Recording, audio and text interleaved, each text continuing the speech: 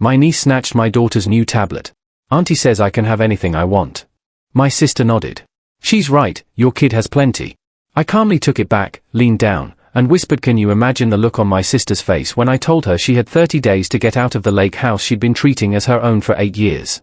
Because that's what happened when her daughter, my niece, dared to snatch my own daughter's birthday present, and my sister said, she's right. Your kid has too much anyway. Maya never gets nice things like this. It's only fair. The living room went silent. My wife's hand found mine. My daughter's eyes filled with tears. I smiled. The kind of smile I perfected in 12 years of police work. The smile that meant I was done negotiating. My name is Simon Reeves. I'm 39 years old, and I've been a police officer for 12 years in a small town in upstate New York. Most people see the uniform and think they know who I am. What they don't know is that before I became a cop, I inherited a lake house from my grandparents worth about $340,000. A beautiful 3-bedroom property on Lake George with a private dock and mountain views. For 8 years, I let my sister Jessica and her family use it for free family weekends. They'd invite relatives, throw parties, treat it like their personal vacation home. I never asked for rent or utilities. I just wanted my family to enjoy something our grandparents had loved. I never imagined that generosity would turn my sister into someone who thought she was entitled to my daughter's birthday presents. Let me back up to how we got to Emma's birthday party, because understanding my sister requires understanding how we grew up. Jessica is 3 years older than me. Growing up, she was always the favorite. Not in an obvious, cruel way, just in that subtle way where mom and dad's faces lit up when she walked in the room. Her achievements were celebrated. Mine were expected. Her problems were tragedies. Mine were character-building opportunities. When Jessica got pregnant at 19 with Maya, our parents rallied around her, set her up in an apartment, helped with child care, paid for her to finish community college. She married Maya's father, Trevor, when Maya was 2. Nice guy, but not exactly ambitious. He worked in retail management, made about $45,000 a year. They struggled financially, but never seemed to think it was their responsibility to fix that. I went a different route.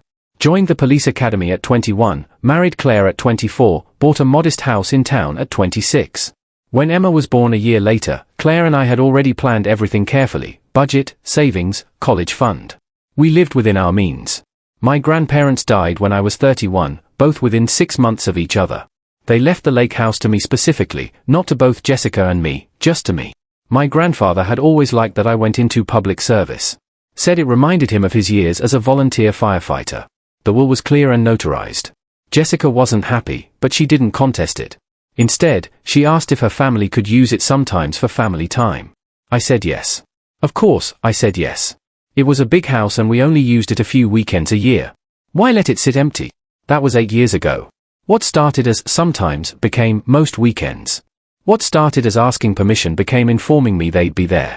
Jessica started calling it the family lake house instead of Simon's house we borrow sometimes. She redecorated, changed furniture, painted walls, installed a big screen TV. When I mentioned that I hadn't approved these changes, she said, "Oh, come on. Don't be like that. We're making it nicer for everyone." The bills piled up. Utilities, property tax, maintenance, dock repairs. I paid for everything. Jessica never offered to contribute. When I brought it up once, she said, "You make good money as a cop. We're struggling." I thought family helped family. There's that phrase, family helps family. It's a beautiful sentiment until it becomes a weapon. Claire noticed before I did how much my sister was taking advantage. "She's using you," Claire said after Jessica's 4th weekend in a row at the lake house. "She's treating your property like hers and you're letting her." "She's family," I said. "The house would just sit empty otherwise." "It's your house," Claire insisted. "You inherited it. You pay for it. You should be able to use it whenever you want without checking if your sister is there first." She was right, but I didn't want to see it. I didn't want to be the guy who pulled the rug out from under his sister. I didn't want family drama, so I let it continue. And every year, Jessica became more entitled, more certain that the lake house was hers by right of use, if not by ownership. Then came Emma's 8th birthday party. Claire and I had saved for months to buy Emma the tablet she wanted. Not the most expensive model. We're not rich, but a nice one.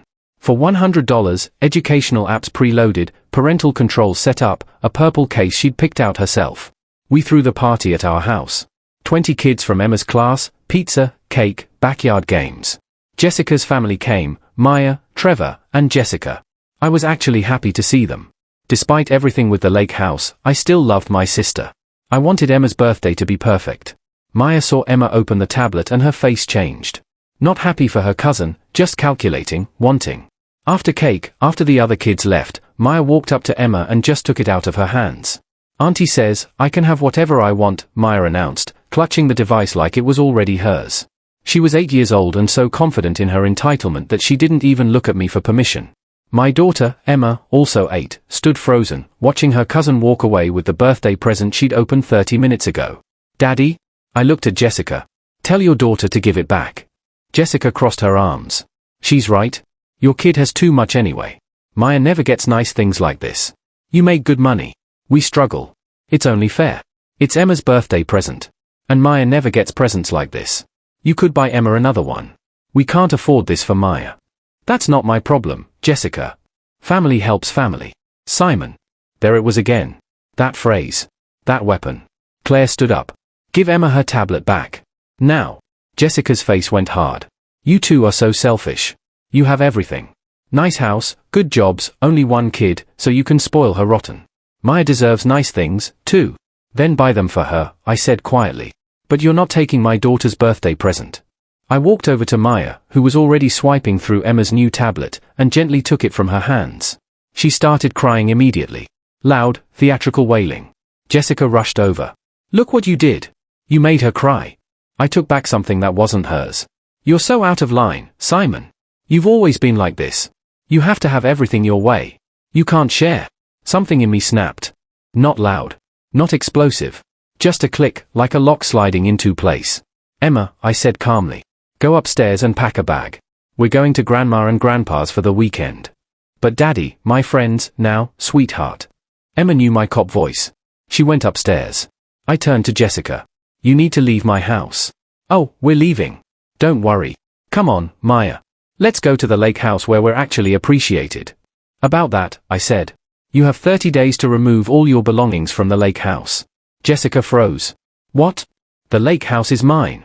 We've let you use it for free for 8 years. That's over. You have 30 days to get your stuff out. You can't kick us out. That's the family house. It's my house. I own it. Check the deed if you don't believe me. Mom and Dad will never forgive you for this. Then I guess I'll deal with that. Trevor, who'd been silent this whole time, put his hand on Jessica's arm. Let's just go. No. Jessica's voice was getting shrill. This is ridiculous. Over a stupid tablet. You're going to destroy the family over this. I'm not destroying anything, I said. You did that when you taught your daughter she's entitled to other people's things. When you decided my generosity was your right. When you forgot that boundaries exist. Simon. 30 days, Jessica. After that, you're trespassing. They left. Maya was still crying. Jessica was calling me every name she could think of. Trevor looked embarrassed but said nothing. After they were gone, Claire hugged me. You okay? No, but I did the right thing. You did. Emma came downstairs with her packed bag. Are we really going to Grandma's? Actually, I said, we're going to the lake house. Just us, our family, like we should have been doing all along. That weekend at the lake house was perfect. Emma swam in the lake. We grilled burgers on the dock. I taught her to fish. No Jessica, no Maya, no drama. Just my family enjoying property that was actually ours. On Monday, I called a real estate agent. I need to sell a property fast. Sarah Kimball had sold houses in the area for 20 years. She took one look at the lake house and whistled. This will sell in a week. Beautiful property, great location. I can list it at $340,000 and we'll probably get multiple offers. List it at $320,000, I said. I want it sold quickly. You sure? You could get more. I'm sure. She listed it Tuesday. By Friday, we had 3 offers. I accepted one for $335,000 from a nice couple from Boston looking for a vacation property. Cash sale. Close in 2 weeks. I didn't tell Jessica. I figured she'd find out soon enough. Day 15 came and went. Jessica's stuff was still at the lake house. I drove by on day 20. Her car was there. They were using it like nothing had changed. Day 30 arrived. Closing day. The new owners, Mike and Laura Chun, met me at the lawyer's office. Papers signed, money transferred. The house was theirs. I handed them the keys. There might be one small problem. What's that? My sister's family has been using the house. They were supposed to be out by today. I'm not sure if they left. Mike frowned. Are they still there? Possibly. Do we need to get the police involved? I pulled out my badge. I am the police. If they are still there when you arrive, call the non-emergency number. Officers will respond and remove them for trespassing. Laura's eyes widened. Your own sister? My own sister, who's been taking advantage of my generosity for 8 years and thinks she's entitled to property she doesn't own. They drove to the lake house. I followed in my patrol car. I was on duty anyway. Sure enough, Jessica's SUV was in the driveway. Smoke coming from the chimney. Lights on. They were having a family weekend. Mike called the non-emergency line. We just purchased this property and closed today. The previous owner's relatives are inside refusing to leave. We need them removed for trespassing. Dispatch sent 2 units. I watched from my car as my colleagues arrived. Officer Martinez knocked on the door. Jessica answered, smiling, then saw the uniforms, and the smile vanished. Can I help you? These people are the legal owners of this property as of today. They're asking you to leave? There must be some mistake. This is my family's house. It's not. According to property records, this house was owned by Simon Reeves until this morning when he sold it to Mr. and Mrs. Chun. You need to gather your belongings and leave. Simon's my brother. He can't just sell the family house. He can. It's his property. And he did. You're currently trespassing. I got out of my car, walked over. Martinez saw me and raised an eyebrow. Officer Reeves, this your family? Unfortunately. Jessica's face went from confused to furious. You sold it. You actually sold it. I told you that you had 30 days to remove your belongings. Today is day 30. You chose not to listen. I thought you were bluffing. I don't bluff, Jessica.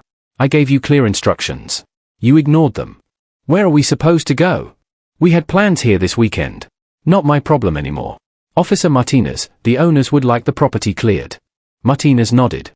You have 10 minutes to gather your immediate belongings and leave.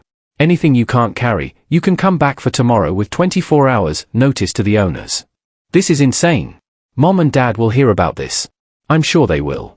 Jessica, Trevor, and Maya packed their immediate stuff, clothes, toiletries, Maya's toys. Maya was crying again. Trevor looked defeated. Jessica kept shooting me looks that could melt steel. After they left, Mike and Laura walked through the house with Martinez, documenting everything for the record. There's a lot of stuff still here, Laura said. She has 24 hours to arrange pickup, Martinez explained. If she doesn't, it becomes abandoned property and you can dispose of it however you want. Mike looked at me. Officer Reeves, can I ask you something? Sure. Why didn't you just evict her through the courts? Why sell? Because if I'd just evicted her, she'd have found a way back in. She'd have worn me down with guilt trips and family pressure until I gave in. Selling it meant there's no way back. The bridge isn't just burned, it's demolished. He nodded slowly. I get that. Family's complicated. You have no idea. I went home that night and found Claire in the kitchen. Emma was upstairs doing homework. It's done, I said. How do you feel? Lighter, guilty, relieved, angry. All of it at once. Your phone's been ringing. I checked. 17 missed calls from my mother. 9 from my father. 23 from Jessica. Multiple texts, most of them containing words I don't want Emma to learn. I call my parents. Mom answered on the first ring. Simon James Reeves. What have you done? I sold my lake house. That was your grandparents' house. You were supposed to keep it in the family. I did keep it in the family. I kept it for my family, Claire and Emma. Not for Jessica to use as her personal vacation home while I paid all the bills. She's your sister. And she's been taking advantage of me for 8 years. Today at Emma's birthday party, Maya took Emma's brand new tablet, and Jessica said it was fine because Emma has too much. That was the last straw. It's just a tablet, Simon. You could buy another one. It was Emma's birthday present. And no, I shouldn't have to buy another one because my sister can't teach her daughter not to steal. Dad got on the line. Son, this seems extreme. Dad, I gave Jessica 30 days notice to get her stuff out. She ignored it and was still using the house on closing day. The police had to remove her for trespassing. You called the police on your own sister. The new owners called the police. I just happened to be working that shift. Silence. You've changed, Mom said finally. You used to care about family. I do care about family. That's why I'm protecting my daughter from learning that it's okay to take other people's things. That's why I'm teaching her that generosity has limits and boundaries matter. Your grandparents would be so disappointed. That hurt, but I pushed through it. My grandparents left that house to me specifically, not to Jessica. To me, because they knew I'd be responsible with it. I was responsible for 8 years. I let Jessica use it for free while I paid thousands in bills. That was generous. She turned my generosity into entitlement. That's on her. We raised you better than this. You raised me to be fair, to stand up for what's right. That's what I'm doing. Mom hung up. Dad stayed on the line. Simon. Yeah, Dad. I don't agree with what you did, but I understand why you did it. That's all I'm asking for. Your mother will come around eventually. And if she doesn't, then that's her choice. We hung up. Claire came over and hugged me. That sounded rough. Family is complicated. Your family is complicated. My family thinks you're a hero. I laughed despite everything. At least someone does. The next few weeks were quiet. Jessica picked up her remaining belongings from Mike and Laura with Trevor's help. She didn't speak to me, didn't look at me, just loaded everything into a U-Haul and left. My parents called occasionally, but the conversations were strained. Mom was clearly Team Jessica. Dad was trying to play neutral, but leaning toward understanding my side. Then something unexpected happened. I got a call from Trevor. Simon, it's Trevor. Can we meet? Just you and me. We met at a diner in town. Trevor looked exhausted. Look, he said, stirring his coffee nervously. I wanted to apologize. For what? For not standing up to Jessica. For letting her take advantage of you for so long. For not stopping Maya from taking Emma's tablet. I hadn't expected this. Okay. Jessica's been like this for a while. Getting worse. She feels entitled to things because she had a kid young and it was hard. She sees your success and thinks it's not fair. She doesn't see all the work you and Claire put in. I appreciate you saying this. I talked to her about the tablet thing. She thinks she was right. That Maya deserved it more because she doesn't have as much. That's not how the world works, Trevor. I know. I tried telling her. She won't listen. He paused. I'm thinking about leaving her. I wasn't sure what to say to that. I'm tired, he continued. Tired of the entitlement. Tired of the drama. Tired of raising Maya to think the world owes her things. I want better for my daughter than that. What are you going to do? I don't know yet, but I wanted you to know that I get it. Why you sold the house. Why you had to draw a line. You did the right thing. Thanks, Trevor. For what it's worth, Maya's been asking about Emma. She misses her cousin. Emma misses Maya, too. But she doesn't miss having her toys taken. He nodded sadly. Yeah. We finished our coffee and went our separate ways. 3 months later, I heard through Dad that Trevor had filed for divorce and was seeking joint custody. Maya was going to therapy to work on entitlement issues. Jessica blamed me for that, too. That was a year ago. Now, Emma is 9. We've used the money from the lake house sale to set up a college fund that will fully cover her tuition at any state school. We took a real family vacation, Disney World, just the 3 of us. We bought a small camper and explore state parks on weekends. We don't have a lake house anymore, but we have peace. We have boundaries. We have a daughter who's learning that you can't just take things that don't belong to you. Jessica and I don't talk. Mom's still mad, though she's softened a little. Dad and I have lunch once a month, and our relationship has actually improved. Turns out standing up for yourself earns some respect. Trevor has Maya every other week, and he's doing good work undoing 8 years of entitlement conditioning. She's slowly learning. Emma and Maya have supervised video calls sometimes. Baby steps toward maybe being cousins again someday. I'm not sorry I sold the lake house. Not even a little bit. Because here's what I learned. Generosity without boundaries isn't generosity. It's enabling. And family doesn't mean you accept being treated poorly. It means you have higher standards for how people treat each other. Not lower ones.